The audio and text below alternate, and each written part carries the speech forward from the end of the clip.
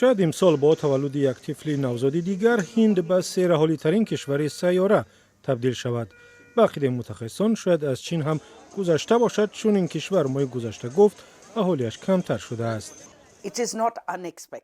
این غیر انتظار نبود. ما می‌دانستیم که اهالی هند سال 2027 از اهالی چین زیادتر می شود، ولی با نظرداشت کاهش اهالی چین زودتر اتفاق افتاد.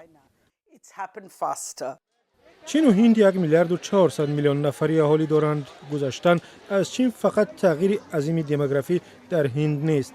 اهالی چین پیر و کمتر می شود، ولی نصف از جمعیت هند 25 ساله است.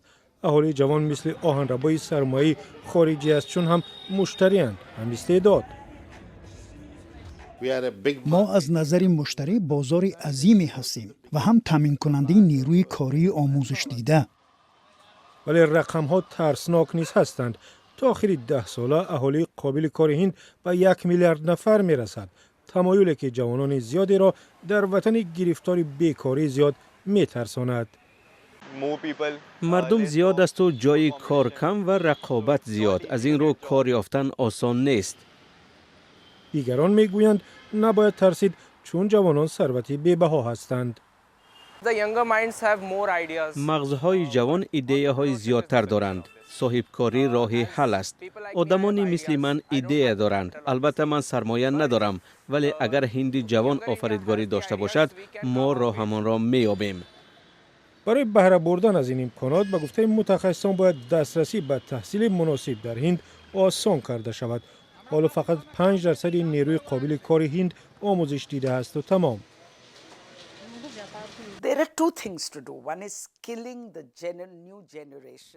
دو کار را باید کرد. اول آموزش دادن نسل نو، دوم آموزش دادن آنهایی که در سطح پایین‌تر هستند تا با ثمر کار کنند.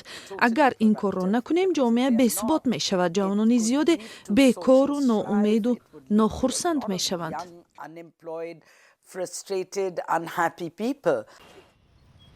هند به شرافت اهالی جوان 13 ساله باز پیشرفت می کند، ولی پیشرفت اقتصادی جنبه منفی هم داشته است. زنان بیشتر با تحصیل و دریافت مزد کار خوب کمتر تولد می کنند.